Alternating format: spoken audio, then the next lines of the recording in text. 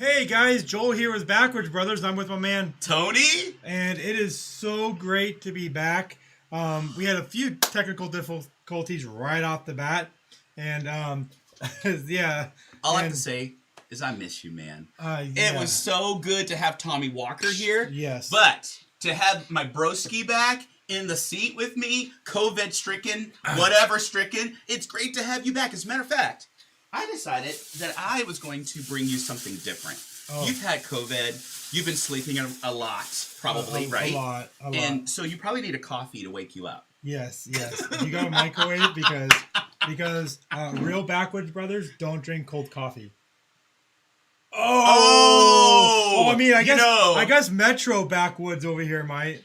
Look at the glasses. Bling! Okay. Anyways, it's so good to have you back, man. Yes, brother. I missed you, man. It's good. I was on vacation. Yeah. And then last you brought week, back something? I brought. I was fine. No, it wasn't that. I was fine. Okay. We want to dispel every myth, you know. Yeah. The day we got back, we started getting sick.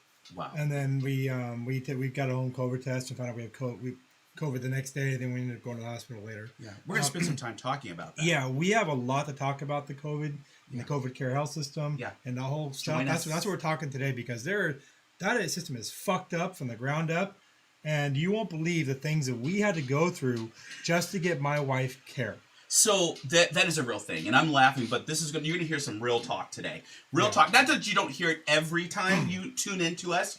Hopefully, you're liking, you're sharing, you're subscribing, you're adding to the numbers every day by telling everybody there's two cool, cute-looking guys on the internet.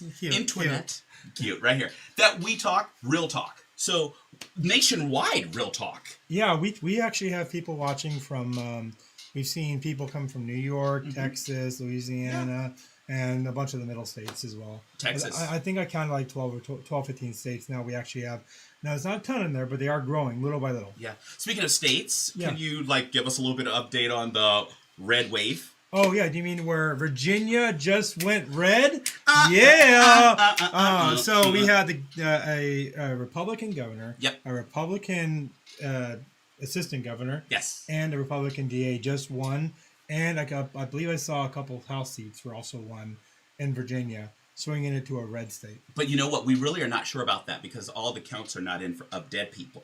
Oh yes, we do got to count the dead people, the illegal aliens, and all the other people. Yes, so it's still the jury's out, but no, actually it is red. It's in, yes. And what about Jersey? I heard Jersey too. I haven't got the final numbers on Jersey, but last I heard they were taking it pretty heavy. In the red area. Why do you think it's going red? Because people are just tired of the shit and stuff like what I'm going to talk about tonight. Okay. So, I know you had something a little bit to talk about for a couple minutes before we jumped into the COVID side. Yeah. You know what? Actually, we had Tommy Walker on 3 weeks ago, and it was great to have him co-host. This morning, there was a post. He works for the Gresham Police, and there was a post that came out, and I want to actually read it because, this is not just a Gresham thing. This is a Portland thing. This is a nation thing. Not only is our healthcare system really kind of crumbling under the pressure of whatever, we also have the police department doing the same thing. And it's because of external factors. So one of the things that was sent to me or was online, I want to read. It's basically some Gresham police changes and practices. Some of them are not really unheard of, but I want to tell you some of the changes that are coming down the pike, like parking problems. There are hazards associated with parking problems, and that is such a first world issue. That is a first world issue, but so unwanted with no alleged crime or disturbance. So basically what that means, that's the second one. Basically what that means is there is going to be, if there's no fight, there's no trespassing, then there's no need to call the police, okay? Parenting issues with no alleged crime. So people don't call the cops to parent, okay? The other thing... You do your own parenting. I mean, yes, that should be. But drunk or high with no alleged crime. If you're drunk or high in public, don't call. There's bigger things to deal with. Mental health issues with no alleged crime. No alleged crime is the key word there. But mental health issues, that's going to be taken up with other entities, maybe. So you're going to have to actually do some further research because I don't want to give anything out of place, or I'm going to have to deal with Tommy myself, and that will be scary. He's my best. He's my best source for this. So anything at a long-term care facility with no alleged crime. We've got multiple requests for you to lose the glasses. Dang it, guys. I can only see it. Okay. It's glaring or something. Multiple. Sorry, guys. You can't see my eye. Okay. Well, you want to see my eye? Look into my eye. Okay. Welfare checks that consist of a man down. No check unless there is a hazard. Okay. OCs, which is investigators, are no longer investigating lens bias crimes. I'm not sure what that is, lens bias crimes, but you guys can look that up. Auto dispatch police to go with medical. That might not be an entity. Suicide with no weapons or no innocent victims reported might be a change to calls there. Party calls like noise complaints. Those might not be answered. Get out the hose and just start spraying. Get out the hose and just start spraying. But you didn't hear from Backwoods Brothers. Maybe you did. I don't know. I don't know. Hit or run accidents. I want to read this one. It says only dispatch if injuries otherwise online reporting. Okay. For hit and run. For hit and run. Oh my gosh. Yeah. And then any call. Welcome to the leftist policing. There you go. Agenda. Defund. Defund means lawlessness. So any call where there is no suspect information. It sounds like it's coming down to it. Don't call us, we'll call you. Basically. So ID theft, misdemeanor crime, criminal mischief, refer to online reporting. So get your cell phone out and online report. Can they find these on the Gresham Police website? I am not sure. I will look. I have actually the page, and we can repost that. Yeah, let's repost that because that sounds like a pretty big list for them to try to go through and remember this. Yes. I have a feeling they're going to want to look at it. Yes, there's one more or two more, and please look at this. So misdemeanor thefts where the suspect has left. Refer to online reporting. Okay. What about if you have them hogtied in the backyard? Yeah, good call. Do you have to report it? Accidents. Here's the last one. Okay, there's one. Only dispatch non-injury blocking or injury calls. Will assist with moving vehicles out of the roadway and facilitate an exchange, but will not take a report. Only reports on pedestrians, officer involved, and trauma injuries. And the next one, but last, transit calls. So if you have people acting up on the bus or the train, don't call. Just look at them funny or something. But there'll be no transit security calls. You have to actually refer to the transit security police for that. Yeah, good luck.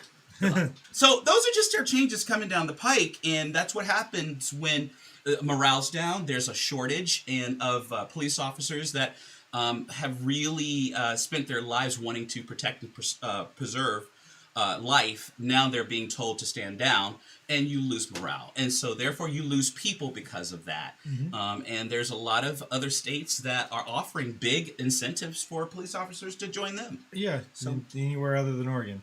So yeah, I know I've seen some stuff for it around as we were traveling. Spokane's trying to Skype some of our people out of Portland. Really? Yeah, I saw some signs for it. So, yeah, I mean, you guys we'll post that. We'll post that up so you can take a look at that. And I'm sure there's a lot of it's not just us. There's a lot of police departments around the country that are doing the same thing. This is a countrywide thing. This is not just a Gresham Police thing. This is a countrywide thing. And so this is where we're This is what you have to look forward to under the leftist leadership. Yeah. And when they have no balls to take care of anything. Right. So, what else can we look forward to under leftist leadership? Complete breakdown in healthcare. So, but see, some would say the healthcare system was broken already. Oh, it was really broken already. But this is something like third world bad. Third world bad. When you're getting your treatment in a parking lot, it's third world bad. So, I wanted. Can I just say that real fast before you get there? I took my folks. I had the vaccine. I took my vaccine in a parking lot. Mm-hmm. As a matter of fact, it was very different. It was like one of the movies that you would watch, like what's that movie? Contagion.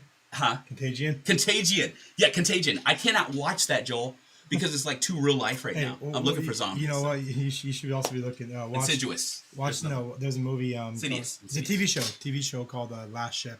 Pretty much about all this. But last shit. The last ship. That would be interesting. The last ship. That would be interesting. The last ship. The last SHIP. SHIP. Okay. Last shit. The last shit. Yeah, but it's obviously not as bad as what. We're waiting for the last. Obviously, the last ship is a million times worse than what we deal with. But really, you should watch it. Yeah, I will. Is it on? Where's it on? Oh, I think CBS is owns the rights to it. So. All right. Well, the last ship. Okay. Yep. Okay, so good to have you back. Yay. Go for it. I want to talk about COVID. Okay. And the fucked up, pardon my French, the messed up. Wait a minute, one more thing. System. What makes this any different than any other COVID conversation we've had? Well, this is because we got a chance to firsthand experience this. That's it. So we have firsthand experience on this. We have friends right now that also are going through the same thing, but in a much worse case for some of them. So we went to we contracted COVID on, I think it was Sunday, I want to say the 24th. Yeah. We were starting to get pretty sick. We took a test on Monday. Brandy came up positive. I figured I'm positive since she took it. I had the same symptoms. I didn't take my test. We had it there. So we called the doctor, tried to talk to them a little bit. Basically, our doctor, when we called and said, hey, we got a positive COVID test, what would you like us to do? They said, take ibuprofen and drink water. Okay. It's a new one. Yeah, whatever. The common cold. They didn't want to see us. The common cold. I thought it was dangerous. They didn't want to see us. Take ibuprofen and drink water. Yeah, get rest. Mm-hmm. So we're like, okay, well, we took ibuprofen, drink water, and quarantined, of course. Of course, we're quarantined. Mm-hmm. They didn't even mention the quarantine part, by the way. Oh, we had already quarantined ourselves. Right. Took responsibility. You didn't have to be told. We quarantined the minute that we thought we had COVID, which was we started quarantining on Sunday. So common sense was common. Yeah. And you knew if you're sick, you know to isolate. Exactly. Oh, okay. Yeah, exactly. So we did that well before any of the other stuff came in. Okay. So come Thursday, we were starting to get pretty sick. Mm-hmm. And we had friends that said, you're going to the hospital whether you want to go or whether I drag you there. And so they took us to the hospital. I'm going to leave out the particular system that we went to, and I'm going to just call it an organization or a system or a healthcare facility. Okay. I'm going to be generic about some purpose, and I'll explain why during this thing. Okay. So we went in. We all, my wife, my daughter, and I, we all went in. We all had been around each other, so we're pretty sure we all had it. Yeah. One thing you didn't mention was your daughter.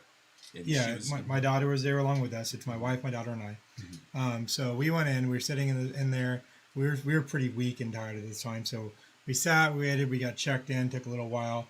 They stuck us in the far end of the waiting room so we wouldn't be around other people. Joel, can you set this up a little bit more? Pretty weak, because I think those around you have never seen you that weak. Like I would get up and like I was so weak from this that I would. I remember getting up in the middle of the night on the second day, and I went to go get water, and I made it to my couch, and I sat down and I fell asleep for 4 hours. Didn't even realize it. Didn't mean to, and then I woke up and I was asleep on the couch, and then I got up and got my water. But it for the first little bit of this, I could barely make it to the bathroom and back, or to the water and back. I didn't eat for the first 3 days. I couldn't keep any. I mean, like, I was so sick. Couldn't keep anything down. Well, I wasn't throwing up. I had bad diarrhea and stuff, but I mean, But you just weren't hungry. I just wasn't hungry because I was nauseous.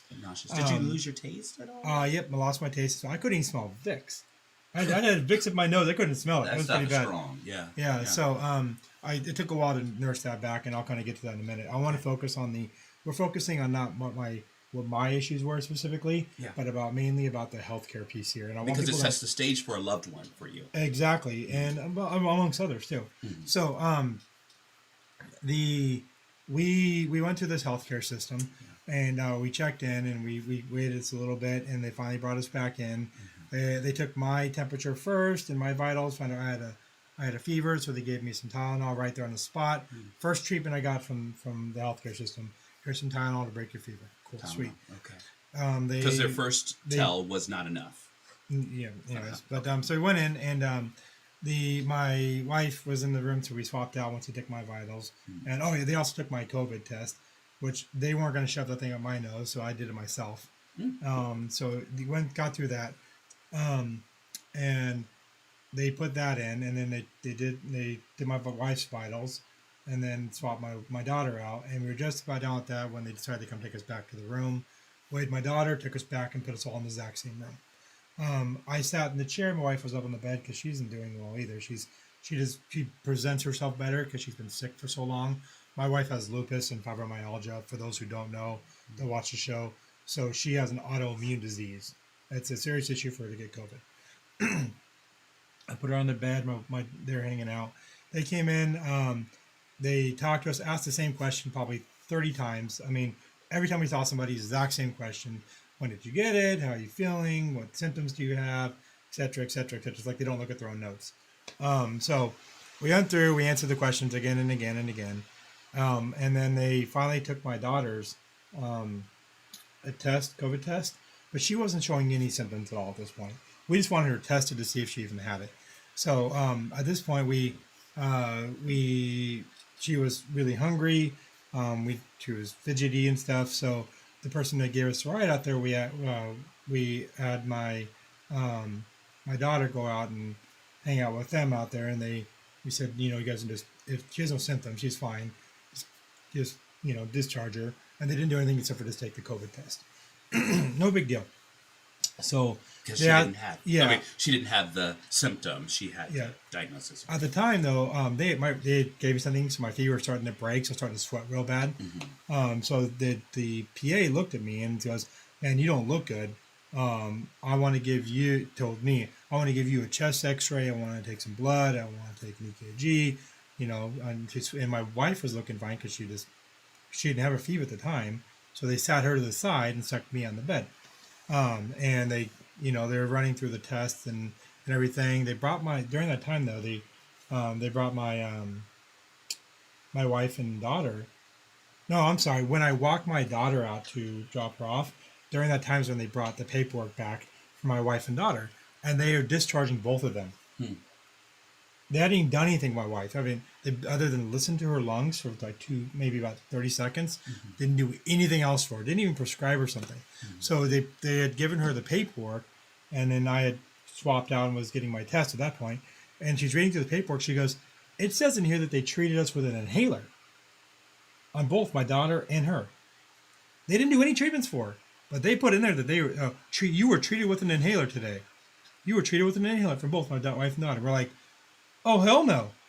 There was no treatments done at all." And so which my wife, I think our producer's putting it up right now so you can see it. My wife was pissed. She's like, "I have lupus. There are treatments out there. We knew that there are treatments because we've done our research well before because of what we do for our show. And we know that there's treatments out there, and they didn't even offer any to her. We went in there to seek medical care so we can get better." And so eventually, I demanded that the PA come back in and talk to us because they'd have just discharged my wife and my daughter without even telling us or anything or doing anything. I wasn't so worried about my daughter. I was worried about my wife. And so finally, the PA comes back in, and they are, we're like, "Hey, you discharged my wife and my daughter and my wife, and you didn't do any treatments. But yet it says on here you gave them an inhaler. What's that about? And why aren't you treating my wife? She has lupus, and there are treatments. For example, the monoclonal antibodies, which is specifically designed to inject antibodies that are focused on COVID. Those antibodies are specifically designed to focus on COVID. It is the best treatment on the market for somebody, and it is recommended for anybody who has an autoimmune disease. They should be getting those treatments, period." So I said, "Well, why aren't you giving us these treatments? Why aren't you offering it to me?" And they're like, "Oh, well, we don't do that here in the ER." She's like, "I work at another clinic where they do that, and in those other clinics, there's one out in like Hood River that does it, but we don't do that here." And I'm like, "Well, you need to figure out something. Give us a referral to them or something. I don't know." Did they ever answer why they wrote an inhaler was given? Oh, she tried to say that was a mistake. She's like, "Oh, that was on a previous one. That was a mistake." Every new note is new. You don't. There's no previous note to put on there. They just put that in there because what we've learned since then is that if you come in and you get diagnosed with COVID, they get paid to do treatments for you from the government. So they need to make sure that they put that they actually treated you for it. Here's the treatment that you received because they get money for that. It's a money thing, and I believe it's their policy to make sure there's always a treatment put in there that's done, and they're supposed to probably do the treatment. They just didn't do it. So it was going to be done. No, they were discharging them. They should have had already been done. It's actually malpractice. You can't put a note that you did a treatment for somebody in their records, especially in the even discharge paper. What doesn't matter what it is in their records. You can't put that in there that you did a treatment for somebody when you didn't. That's malpractice. Well, not only it's unethical. It's unethical, but it's malpractice. Yes, absolutely. It's claiming you did a treatment you did not. That you never do. Yeah, and the second part is it's when that treatment's being claimed to be done. That means that they're charging for it, whether they're so for COVID. For what I understand, there's a lot of money coming in for COVID from the federal government and the state governments, and so these healthcare systems can submit these treatments and get money from them and it's submitted through Medicare. Whether you have Medicare or not, it's submitted to them. Yeah. So we have our own insurance, of course, so we don't have to have Medicare. This is what they were doing, what they do is submit it. So they're actually committing insurance fraud. Whether we went through our insurance or through Medicare, it's still insurance fraud. So that's two things right there. Boom, insurance fraud and malpractice. So that's just that by itself. Then, while talking to the PA in demanding these treatments information, they saw we were pretty upset. So they eventually came back in with a new discharge paperwork for my wife that had removed that treatment suddenly. So we actually have evidence of the before and after we were missing. They had actually surprisingly, we do have a clinic that does the monoclonal antibodies. Here's a referral for it, but don't call them because we don't have a number for them. They'll call you and set up an appointment. So you can't even reach out to these people to get the Regen Cove treatment. They have to call you. Don't call us, we'll call you type of treatment. So like, okay, well, we can't do much about it. And so they gave us information. My tests all came back clear. I didn't have anything in my chest. I had COVID, but none of my stuff was way out of whack or anything. So they discharged me and sent me home with both her and I in our treatment plan to get this Regen Cove. Now you're supposed to get it within 10 days of symptoms. So that means they had from Sunday when we first identified that we had COVID symptoms up until, which I believe was like Tuesday, Wednesday the following week to get it done. And we were there on a Thursday. So they had Friday, Saturday, Sunday, Monday, Tuesday, and then Wednesday possibly might have been the day, I forget the date. So they had all these days to get my wife in there. We get a call on Saturday from them thinking, okay, cool. We're getting our appointments. We can go in and get our treatments. Oh, we're sorry. We can't get you in time. Good luck. I said, oh, hell no. And so at that point, I was pretty pissed. My wife needs her treatment. So I said, that's not acceptable. I said, you're going to get us in there because 1, I have evidence of malpractice. 2, I have evidence of that could be turned in easily for insurance fraud. And 3rd, I have a media show, and I'm an elected official. I will call every media person that I know will answer the phone, and I will tell them my story, what I'm telling you guys right now. But in this case, I will insert that certain organization's name in there. If they hadn't done certain things, I would be currently telling you who it is. But because they have, we're honoring your word. We're honoring our word. We're not saying who it is. Yeah. So, but the thing is, this is not just one system. This is all the systems are running the same thing. They're doing the exact same things. Now, so basically, I started on Saturday.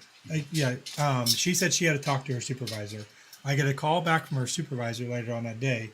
Same BS bullshit. Oh, well, we can't get you in there, the dates and times, and et cetera, et cetera. I said, no.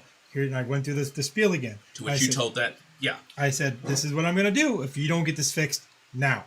And so they said, well, we pushed everything out. You're going to get a call from call patient services on Monday. We pushed everything out. Like they pushed messages out to people. Okay. Thank you. And it's like call patient services Monday morning. and that's first thing they open, and they'll see what they can do for you. Oh, so now you're to call. I'm to call. Okay. So, and basically, no longer don't call us, we'll call you. You have to call them. I have to call them on patient services, which basically that's a slough off for them. Is what that is. Yeah. So I call patient services, and they didn't answer, so I left a message, and I was very clear. I said, and I'm gonna give a summary of what the message was. Basically, if you don't get I don't care about me, but if you don't get my wife in, I'm going to sue you for malpractice. I'm going to report you for insurance fraud, and I'm going to call every media station that I can get my hands on, and they will answer and tell them the story. And you're going to deal with the media frenzy about how you guys treat people when it comes down to COVID, and how a lot of it's a big sham. With comorbid diagnosis. Exactly. Yeah. Well, especially people that fit for this treatment, and your failures. Yeah. Basically, that's a gist of it. Mm-hmm. So we're going through, and I finally get a call back from the patient services a little while later. Monday. A little while later. Mm-hmm. And I talked to two of them. Actually, I got called back from two different people. Oh. Told them the exact same story again, and I said I was being very nice. I was being very professional, but I was being very straightforward with them. And I said, all I want is you get my wife treated. You get her the Regex Cove treatments, and I'm going to drop the whole thing. And so, and that's I started talking to next. I got pushed to the director, the doctor in charge of the program for Regex Cove or whatever it's called, Regen Cove, and Regex Cove. Regex. No, Regen Cove, and who's given the treatments and everything. Yeah. He tried twice to talk me out of it, and tried once to talk my wife out of it. Talk you out of getting that? Yeah. And I'm like, no, it's the best treatment for my wife. Look, you know this. Look at your data itself if you have to. What did he use to talk you out? He's trying to say, well, I'm not sure if it's within the right time. Are you sure those are symptom times? Are you sure those are symptom? And he asked me about 15 times. I said, yes, I know where my symptom times are. Well, I'm afraid that if it's outside that time, we're going to make it worse. Do no harm. Like it's going to make it worse for your wife if you're wrong about your time. I'm like, I know the time. He goes, can I talk to your wife? I said, sure. I let him talk to her. He tried the same thing with her. And she goes, no, here's the dates. Get me in. It's interesting. And I told him one last time. He goes, I don't care about the lawsuits or the media. I said, uh-huh. Sure you don't. But guess what? Suddenly, out of nowhere, where they didn't have the time or the capability or anything else. That was a microaggression right there. Yeah. And when they're like, suddenly, we can't get it. We don't have the staff. There's no way for us to get them in. Anything else. Suddenly, out of nowhere, they popped up an appointment that next day to get my wife in to get her treatment. Oh, they popped it up? Oh, suddenly it was one available at 1:30. So my wife... They're like, let me hurry up and get her in. This man's crazy. Yeah, they got her in. Yeah. She got her treatment. Let me ask you this real fast. Okay. I've been thinking during this whole... I've heard this story before, but I was thinking during this time, is your background as a medic, did that help out a lot in advocating for your wife? Kind of. I mean, I've taken in school, mm-hmm. I've taken some law when it comes down to around the medical field. Plus, you have to take certain things when you're in the military to understand a little bit of the law around it and HIPAA and things like that. Yes. But yeah, I was a medic in the military, understanding the medical system. Absolutely. And way back in the day, I worked for this healthcare system. Okay. So I understand a little bit about them as well. Gotcha. But I only worked for a short period of time. And again, I'm not going to say who. Right. But yeah, it's... that's in the end they ended up caving, gave my wife the treatment, and that's why I'm not talking about the name. Okay, so they got her in. So explain a little bit more. Okay, so she went down there. Basically, it's in a parking lot back behind a building, and she pulls up, and I wasn't there. Some guy named Joe came out. A friend of hers drove us down there. Right. I drove her down there because I'm still pretty weak and shouldn't be driving at the time. Right. And so she goes and she's in the back of a building. And they come out and they talk to her and they give her a shot in each arm and a shot in both sides of her belly, and it's like it's thick. Yeah, it's like this thick stuff, and they keep her there for an hour, checking her every 10 minutes. She says they told her when they were there that she's like literally the best candidate for that treatment. Like people with autoimmune diseases, people that have compromised immune systems. Back it up. They told her she's the best candidate? She's one of the best candidates for that treatment. So what is the disconnect between what you were told Monday to be talked out of it to be told now she's the best candidate? That's a damn good question. Incongruent. Yeah, and best. So I have a few theories I'm going to get to in a minute. Okay. I just want to make sure the story's out there first. Sorry. No worries. But yeah, you're sporting online along the line there that I want to talk about. Mm-hmm. So she gets her treatment and everything. They told her you're the best candidate for people with your type of condition. This is what Regen's Cove is designed for. Regen Cove is not designed for people that have a normal immune system or have the vaccine. It's designed for people that don't have the vaccine and that have usually a more compromised immune system or something, or they're struggling more with it. It's designed for that. Listen to this. The 10-day period that they were talking about, that is a federal government put on there. That is not a medication design or limitation. That is what the federal government put on there as their restrictions and their guidelines. So that's where that problem comes in. Now, granted, I will say Regen Cove is still technically the provisional permission from the FDA. But I mean, the reason why is that a reluctance about maybe making this known. The reason why that's different, the difference is versus like the vaccines that have had the provisional licenses and stuff. Regen Cove is nothing more than simply just the antibodies. Gotcha. It's antibodies. Gotcha. It's simply antibodies that were designed that are fight those. Gotcha. Whereas the vaccine is not, and it's a much different type of thing altogether. Like we're talking 9-day. So that's the difference between my position on there and why I'm like, okay, I'm willing to consider this one over the other, because it's just antibodies that are extracted and then reproduced. Gotcha. So she got those. I think she already started to do a little bit better from it. But it's just got them yesterday, so we're still waiting. It is absolutely ridiculous, the fact that we had to go through that far, and that we believe that the only reason why we've had to fight so hard for it, and why they didn't give us other treatment, like even just to get nausea meds or cough meds, Joel, I had to fight for those. Before you go there, because I know you guys are gonna want to hold on to this, and stay tuned with us, because yes, I think we're trying to break, aren't we? Yes, but that's okay. You know what? We're going to have to go to break for a little bit, because we want to give our sponsors a chance to be seen, and we want to thank our sponsors as well. I think they missed out last week. Sorry, sponsors. Yeah. But we're getting you out here in just a minute here. So we're going to get you out. Watch this video. Please come back, because you already have received so much information, and there's much more to come. Oh, there's so much more to come. Right? Right? Yes, exactly. So we'll see you in about 5 minutes. 5 minutes.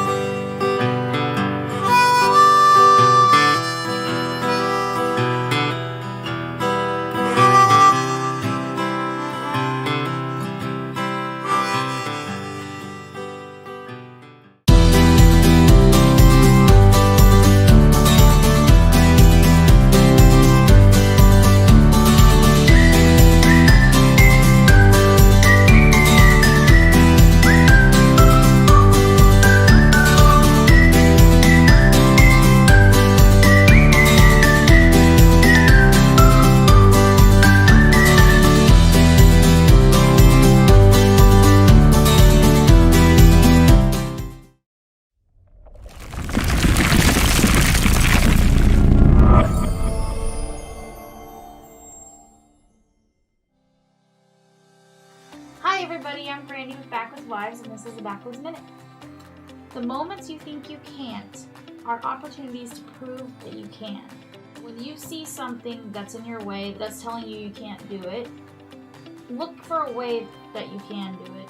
A good example in my life would be with my illness. I have lupus, which is a pretty severe illness. It could mean a lot of things. It could be fatal.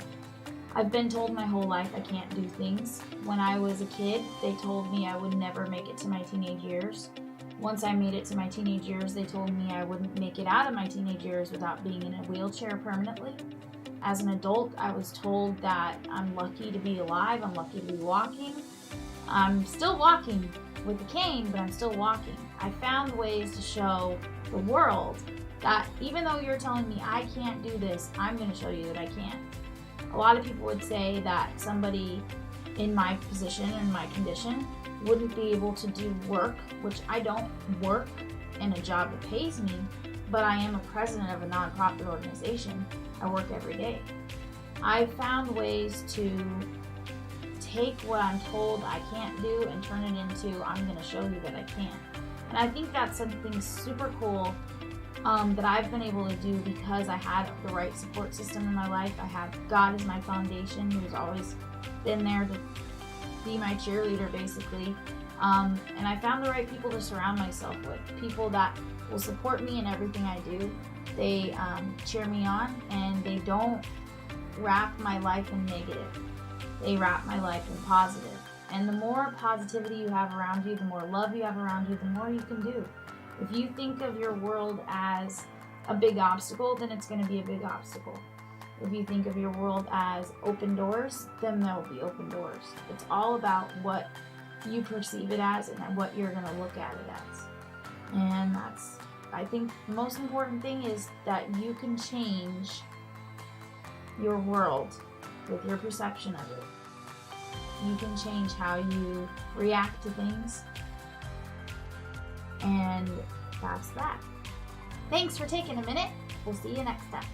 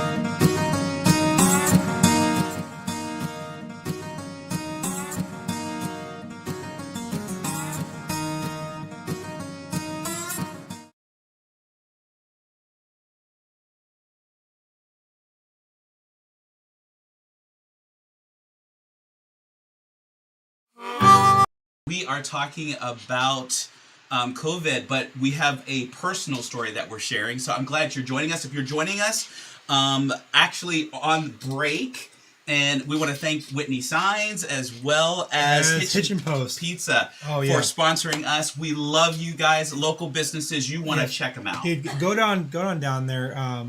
Grab a slice. You can't. I don't know if you can grab a slice. Not at Whitney Signs. No, yeah, they don't sell pizza there. Yeah, you can get a slice of a sign. But there's a scary guy there. Did you see what you laughed at? They sent you that spooky walk. Yeah. They moved that, but yeah. Oh shoot! It's all broken down these days. But if you head down to Hitchin Post, they have some of the best pizza. But they also have one called the dill pickle pizza.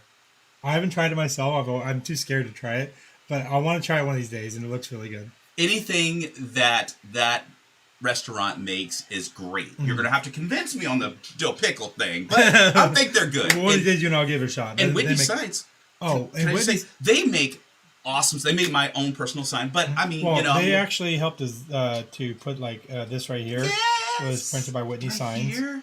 Our stickers. Yes. On our and they do great work. Yeah. They actually the stickers that we use for our cups. Yeah.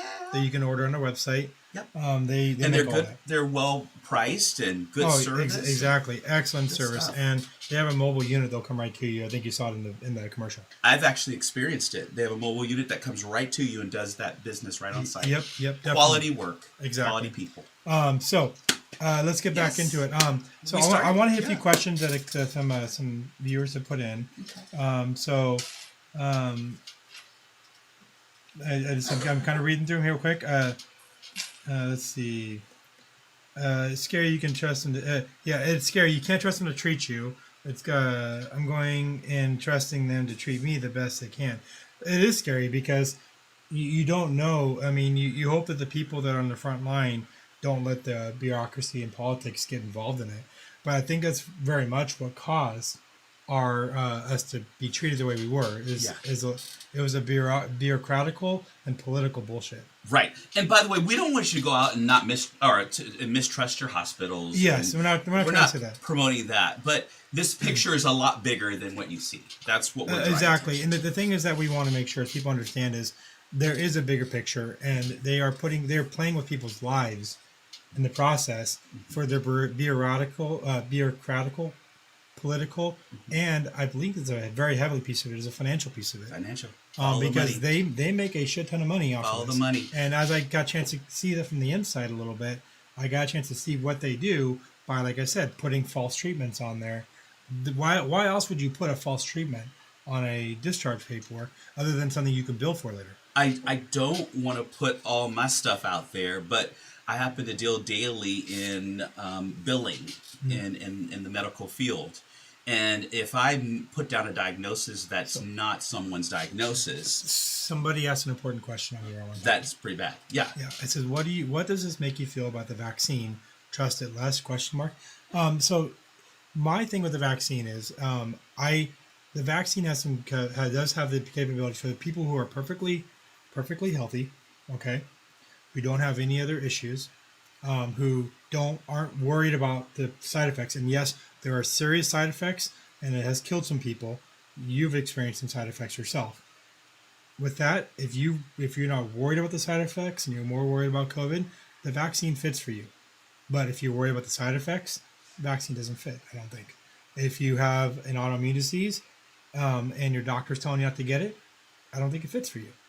If you've already had COVID, you have natural immunity, stronger than the vaccine. The vaccine can actually do damage to your natural immunity. There were some virologists out of Pfizer that were talking about that in some papers a while back. I have to look them up, see if you can find them. But as far as the vaccine, I have no plans to get the vaccine. I've had COVID. I still don't plan to get the vaccine, at least not for a couple of years until they've worked out some of the issues in it. So, I mean, yourself, you've gotten the vaccine. If you were in the position now and you haven't got the vaccine, what are your thoughts on getting the vaccine? Hearing my story. And by the way, just a quick note, I believe a lot of the reasons why they treated us the way they did is because we are unvaccinated. It's not just because, I'm conspiracy theory, that's the reason why. We have other friends who have tried to get treatment over and over again, and one of them just now got put into the hospital because they refused to treat him in anything they could potentially treat him with. And he qualifies, including his wife qualifies, and they fit perfectly for the monoclonal antibodies. They were never offered the monoclonal antibodies. They had a fight just to get nausea meds. They had a fight to get them, and they're unvaccinated. And now they're pointing to push them to the hospital. The hospital and the doctors are not treating you when you have COVID, when they have the capability to treat you. They could easily offer you, when you go in, they can go, okay, you're probably going to have trouble eating. You're going to need some nausea meds. Here's a good treatment of maybe ibuprofen or a heavier case of acetaminophen or something like that, so you can really break down that fever really solidly. Or, go get some over-the-counter meds for the breaking down your fever. Here's some cough meds, and they have these little things, pearls, they try to give me. Didn't work well on me, but some people it might. Here's some cough meds. Here's some cough syrup you can get, something to help you relieve that cough piece. They could offer that to you, treating the symptoms. Or they can go, hey, if you have an autoimmune disease, or, you're still really early on, but, it's affecting you pretty solidly, why don't we get you scheduled to go get the Regen Cove? Because that is antibodies that are specifically targeted for COVID.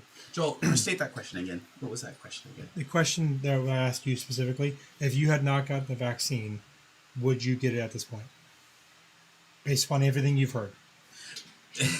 That question is very nuanced, as you just pointed out. You pointed it out at length. That's kind of a hard question to ask. It is and kind of a hard question to answer. Yeah, and that's fine. I'm not trying to get you to answer it now. You're there, but it's something that to consider, to think about, and that's what I want our audience to do. Is really that's what I asked you. Yeah, is that I want our audience to think about it, hearing the things you hear, the struggles we have, but also at the same time knowing the risks that they come along, and there are risks that come along with getting that vaccine, but the risk might and the benefits might outweigh. You have to make a decision. That's only for you and your doctor. Yeah. So with all that information, it's not an easy decision. It's a hard decision. I think we in the U.S. of A. have never had to make a decision like this, and everyone has to. And it's really well. The problem is it shouldn't be. It shouldn't be that way. It should be okay. The healthcare system should still treat you the same whether you are vaccinated or not. And that there are treatments that those doctors can do. The minute you call up, and if I'm the doctor, you call me up and say, "Hey," and I'm not even a trained doctor. There are some people who are cold-hearted, Joel, that will say, if you didn't get the vaccination, then what are you complaining about? In other words, you didn't get the vaccination. You had to jump through hoops to get what you needed. Kind of serves you right for not getting vaccinated. Okay, well, if you get, let's just say you're that person, right? Well, I'm not that person. I'm just saying. Don't want to get punched on screen. Yeah, I'm not going to punch you on screen. Let's just say you're that person, and I say to you, well, let's say you get the plague suddenly, and you're dying from the plague. Oh well, you should drink some water and take some ibuprofen because you didn't get there is a vaccine for the plague, to help you stop with that, but you didn't take it.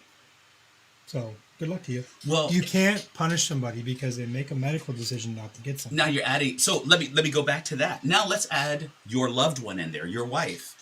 She cannot take the vaccination. Exactly. She can't take it. She can't. Take it. It's contraindicated for because she has an autoimmune disease. Yes. So that would be not only a cold-hearted thing to say. Well, yeah, but it's an intellectually dishonest thing to say. It's also a shitty thing to do. It is a shitty thing. I'm using the word shitty. It's a shitty thing to say and do. Yeah.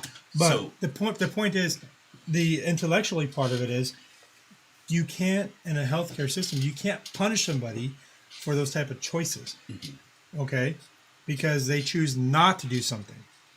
Now, if I choose to go out and do a bunch of heavy drugs and drink and run and cliff dive without a parachute or something like that or whatever else, and I end up in the hospital, that's something I chose to do stupid stuff. But it still should be, and I heard this, it still should be cared for. We don't discriminate because of stupidity. I'm saying, but if someone did that, they're still going to be treated. It's like they're still going to be treated. Yeah, it shouldn't, and they're not going to treat them different. Very true. And a lot of we've actually had people when I worked in this particular system and I worked in the ER. Mm-hmm. We treated people that did a lot of stupid stuff. They drank and drove, got in car accidents, but they still have a right to a. And we treated them the same as anyone else. Absolutely, we had no difference. We didn't try to make differences, and that's the thing is because they politicized it and made it so bad that. It's because you've chosen not to get something that you're concerned with, or you can't get. Mm-hmm. They have made it so they're not even offering you the basic care medicines. Okay, that is malpractice in itself. Mm-hmm. If you call up a doctor and say you have COVID, and they don't at least offer you some cough medicine and some. But could this be a result of what we talked about with the police? The morale's down. They're overcrowded. You read statistics like that. There's no morale thing you can give me that says that they can't make a simple script to give you some basic meds to start with. True. When we called up, the first thing they should have did is said, "Oh, okay, let me give you some basic cough meds, and let me get you some basic nausea meds because that's a common thing amongst people with COVID. Mm-hmm. Here's some recommendations: drink these type of fluids." Drink this type of liquid, and if it gets worse, give us a call back, and we'll see if there's a stage 2 care we can do. Right. So they did talk after pushing our regular doctor a little bit. Mm-hmm. They mentioned RegenCo, and that the only way to get it is to go to the ER down into this through the provider we're talking about, which is separate from the one we want to solve. Mm-hmm. They constantly pushing you to the ER. You want to know why we have full ERs or ERs that are dealing with COVID a lot. Right. You want to know why we have beds and stuff dealing with COVID? Because they refuse to treat you or they push you, instead of treating you, they push you to the ER. Everybody's being pushed to the ER rather than the doctors doing their jobs and treating the symptoms at their base where they can, trying to do their actual job and treat them. It wouldn't be that hard. They could have done a 5-minute interview with us over the phone and prescribed us some basic meds to get us started. Yeah. That we got from the ER. Very true. Because they did push you to the ER, didn't they? Exactly. Yeah. And then from there, they don't want to treat you with anything in the ER. We did get nausea meds and we got some cough meds. You know why? Because it said, you're going to give me nausea meds and cough meds. I said, you're going to treat me. And I push. And I basically didn't give them an option. And they finally wrote the script for us. But otherwise, they would have kicked us out without doing a damn thing for us. That's very and true. it's marked down that they supposedly did treatments for us with an inhaler. Yeah. No. So so that's the reason why things are so bad is because they are not treating you until you get bad enough where you have to go there. So because you're in political office, and some out there think that you're being a little bit dismissive about the disease or the sickness of COVID, or maybe playing that down a little bit. Is COVID a real thing? Damn straight it is. Okay. COVID kicks the crap out of you. It is like a flu on steroids, and it can have the same effects of it. It's basically, think of like a really bad flu, but like add steroids to it, where you have extreme exhaustion, you're coughing, you're sick, hard to eat. All those same symptoms were there. They just were like tenfold. And then you have the issue where you can get a pneumonia from it, which is the concern that we had for my wife, and why we got to fight it. Yeah. So that's basically what it is. It's like a flu on steroids. So we're brothers on screen and off screen, and during that time it was really hard to even hear you over the phone because and Brandy over the phone because you could not get through a sentence without coughing. Exactly. It was really bad. So so I'm checking. So yeah. The reason why I'm asking that because I want to go back because you said you feel like they made it a little bit more difficult, more hoops for you to jump through based on a bias. Exactly. And so one of the person asked down here, one of the questions from our viewers, what would you do differently when you went in, or would you even go in if you knew you would be treated, how you'd be treated? I would still go in because that is what got me the referral to get my wife treated. We're telling you, well, and we need to make this very clear. Go in. Go in. Exactly. Go in.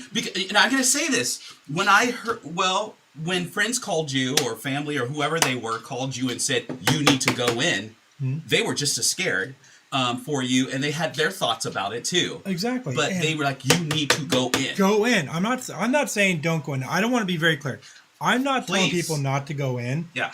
I'm saying go in and get treated. And advocate. But exactly. Go in and advocate. Advocate and don't take anything less than the treatment that you're expected to get. Doctors work for you. You don't work for them. You demand that they give you nausea meds. You demand they give you cough meds. Yeah. You demand that they give you the treatment that you expect to be given. Yeah. Don't let them. And don't wait when you need to go in.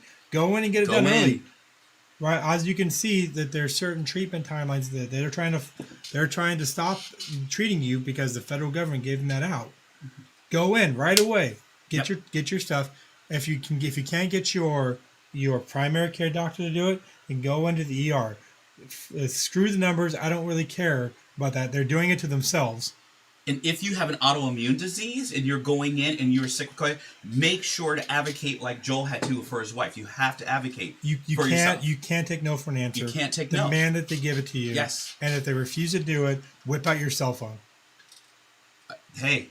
Whip out your cell phone. Become a Karen in heaven. So you're telling me that. So you're telling me that this, and you get them on there. Yep. It says not to record inside of the rooms. Oh well. But screw it. You do. You're not there. Your life is at stake. You don't have to care about anyone else. Yeah. You're there for you. Yep. And you don't want to put yourself at risk. Mm-hmm.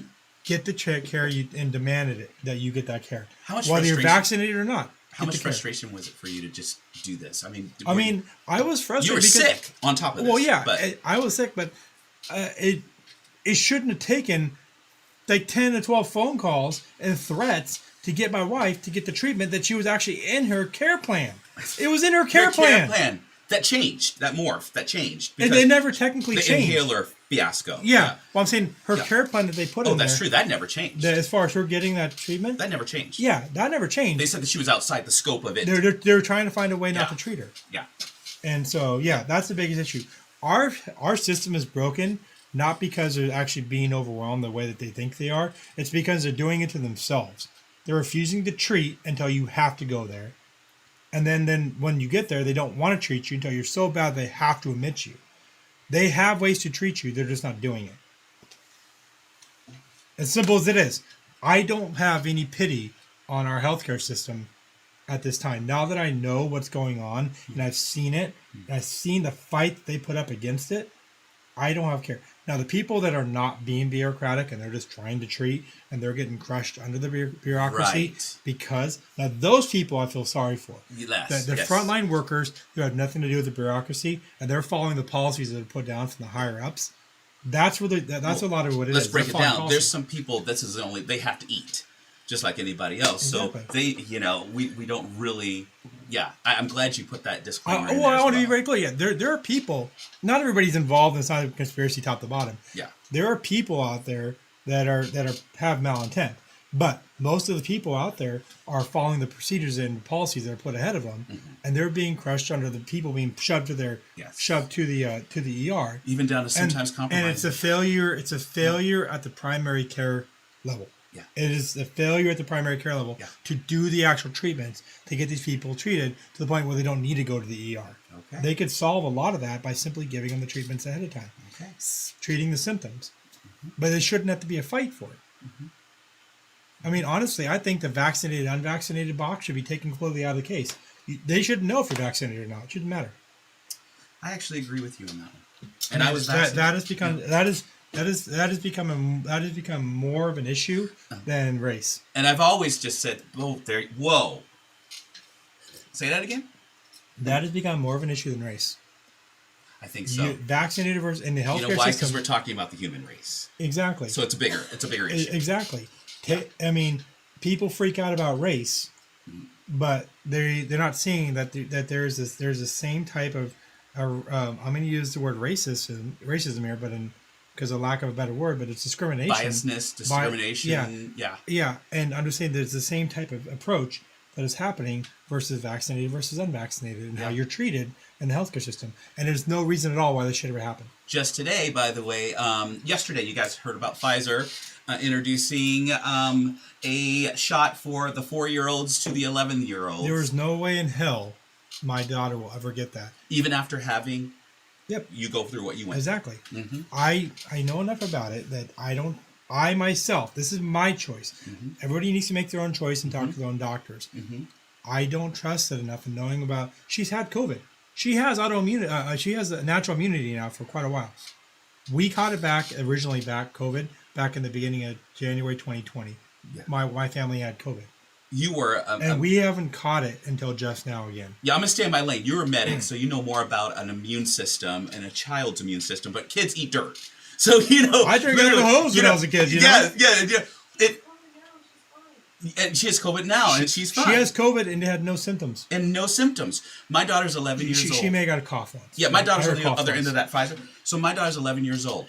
I have the vaccine. People were going to me, Tony, how could you not, after you have the vaccine and your wife has a vaccine, how can you not give your kid a chance at life? I said, well, man, I didn't know it was that fatalistic. I mean, honestly.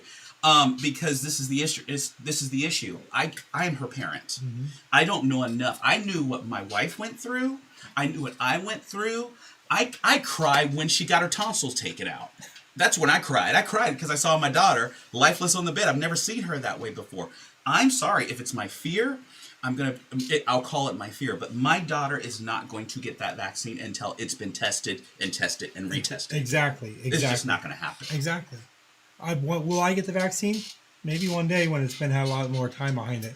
Yeah. You even said that. Yeah. You even said that. I'm open to getting it once it's had more time behind it. Yeah. But not right now. There's not enough time behind it. It's just too many questions behind it. And just because they say it's FDA approved, they didn't do the longevity test.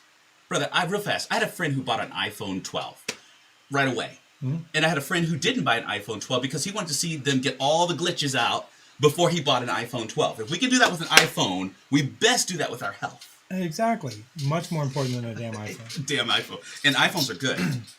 The iPhones are crap. He's still sick, don't worry. Yeah. No, he's not. He's not sick, by the way. Until I receive a $100 million check from Apple, ain't no way in hell I'm saying an iPhone's better. Is anything? That's a whole nother show, brother. Crap. That's a whole nother show. I'll let you rant on this one, but I'll rant on that one. Okay. So go ahead. But I'm hoping people are getting the point we're saying here is that there's an obvious and evidentiary discrimination from people who do or do not have the vaccine. Right. Demand that your doctors treat you. Don't take anything less than what you should be getting your treatment on. If you don't know what that is, you can see a lot of what the treatment protocols are by simply looking it up online. They give you a lot of basic treatment protocols for COVID.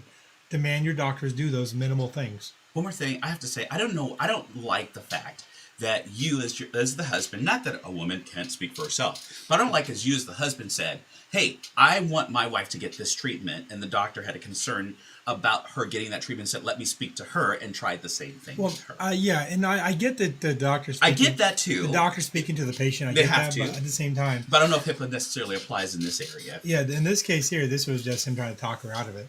Yeah. And she was not having that at all. Well, yeah. If you know Brandy, you're not going to talk her out of anything. She knows what she needs for her health care, and she's going to get it done. And she's going to get it done. I just happen to be in a better position at this point to advocate and to push for it than she did. Yeah. Well, one of the things she did say, too, and people with autoimmune diseases, they live with pain every single day. Mm-hmm. So when you go into the hospital, I thought it was eye-opening when she told me this, when you live with pain every single day, you might not look like you have the COVID, effects of the COVID, because you're used to living with that pain. So I wonder if that's why she was discharged, because she didn't look like she had it. Well, they actually said to my wife, you don't look sick, he does, and pointed to me. You don't look sick, he does. Now we go off of that. I can actually say it's not. Is that a medical school diagnosis? Actually, no. They actually do tell you. Oh. If a person looks, if you look at the vitals, and even if the vitals look normal, but that person looks sick, you should probably make sure you take a look and see what the hell's going on with it. So that's a triage. It's part of it. It's not abnormal to do that. Okay. But you don't use that as your basis on everything. Right. You don't look sick. It's like, well, you don't look sick. We're not going to treat you. Yes. No, you because I don't get pale. Sorry. You look and go, oh, you have lupus and COVID. Yes. Look at your record. I should be saying, okay, well, maybe I should do some basic checks on you. Well, why didn't they look at the record? And eventually they did offer, like, we can do a chest x-ray and everything for you. Okay. After we pushed them, and we demanded that they do something. Uh-huh. And we're like, well, she's like, I don't need a chest x-ray because I'm fine right now. But it should have been offered in the first place. Yes. These things should have been offered to me because I have lupus. Yes. Just to make sure that just because I look fine doesn't mean that I'm not. If I see that you have lupus or any other, I would look at that and go, she's dealing with chronic pain already. So anyways. We're coming to the end of our time here, and I want to make sure that we wrap it up again, that we're stated very clearly. Do we have to wrap it up? Yeah. Oh, well, we do, because I'm getting tired, actually. Like, I still have COVID. Well, bring Brandy on. I'm still, yeah, she's real tired, too. Yeah. But the point we're trying to get to is, there's a lot of questions we didn't get to. I'm sorry, guys. I could read through a lot of these, but I just had a lot to say tonight, and let me just see. Someone said, let's hit one Google or two. Dr. Peter McLeod. He talks about the fact that doctors will not treat. He treats in Texas. So that's one option there. Read another one. If I knew I could get proper help and they would do the best to help, then no, I wouldn't get vaccinated. I do worry about the side effects, but worry more about giving it to somebody. I want to be clear, and they said this again in the hospital. If you get vaccinated, you will still catch COVID. You will still transmit COVID. It does not stop that at all. All the vaccination does is help us. So if you do catch COVID, it reduces the symptoms a little bit. So you're less likely to end up in like a ventilator or something. Yeah. But don't think and don't be under the impression that that if you get the vaccine that you're not going to catch it or transmit it. You can do that just as much as anyone else. I have less chance of catching it again and transmitting it now that I have natural immunity. That's part of the effects of that, but I can still catch it and transmit it, even with my natural immunity, even if I don't get sick. You know, and guys, let's not conflate vaccine or no vaccine with mask wearing, because if you're sick, wear a mask. Yeah, I mean, if you can. I want to be clear. The masks that are effective, especially if you're on somebody who who has COVID, the N95 masks are effective against COVID. Okay. A cloth mask, technically is not effective because of the pores. Exactly. Now, if you have multiple layers on there and a filter and everything else, and it's poured properly, you have a little bit of protection. But do the research yourself. Yeah. But the COVID virus is smaller than a cloth mask. So if you can get your hands on an N95 mask, that's what I recommend. There you go. You heard the recommendation of Backwoods Brothers. An N95 mask. Yes, an N95 mask. So we are not anti-maskers, but when you're sick, wear a mask. Yeah, okay? I mean, if you can. We took our quarantine serious. I mean, we don't want to get... Yeah, exactly. We quarantined as soon as we suspected we had it. And yes. We said quarantine until... I couldn't even see you for 2 weeks, man. Yeah, I know. So we took it seriously because we have common sense. Exactly. And that's the thing is that the people have it. People will do the right things. You don't need to be told and mandated. And the arguments that we've always made on the show are about the mandates. Mm-hmm. It's not about get the vaccine, not the vaccine. Vaccine's bad. Vaccine. We don't do any of that. It's what we're trying to say. The mandates are wrong. There you have. You should never mandate somebody. Don't mandate them to wear the mask. Don't mandate them to have to stay home, and don't mandate them to have to get a vaccine. Those are the things. Did you hear that the federal government can't enforce their vaccine requirement? Do you know that? That's why you see businesses all over the place now lifting on it. They can't, and that they recently put out from the White House that they're asking employers to find ways to make it work because they can't enforce it. That's why the OSHA hasn't even put out a regulation on it, because there's no regulation that would follow a law that they wouldn't get broken down in court in 5 minutes. Yes. You can't. It's illegal for the U.S. government to mandate that type of stuff. We could talk about this all night. Exactly. But we are at the end of our time. We do want to let you guys go, and I want to go get some sleep. Yeah. So thank you guys so much for watching. I'm sorry not to get to all your comments. We had a lot of good comments on here tonight. Wow. Keep watching. Keep interacting. I think you see something. I just saw a little comment from Scott Kaiser, Mayor Scott Kaiser on Malala. Says, mandate 2 men going on a date. Speaking of Scott, I'm just gonna roast him right here. Get on our show. Get on our show. He's coming. When? He is committed, and now that I'm putting it out committed. Committed to a mandate? No, he's committed to showing up on the show the day before Thanksgiving. I'm Mayor so thankful. Scott Kaiser. I think it's the 22nd. Yes, hold him to it. Nail him down. Isn't this his first full year of being a mayor? He made it to the first full year, Scott Kaiser. Actually, it'd be January, technically. January. Okay, well, we're early. I like to celebrate early. But he won in November last year. So that's awesome. That's awesome. We're glad to have you, man. So we're gonna have him on. We're gonna have him on the show the 22nd, right here. It's a good chance.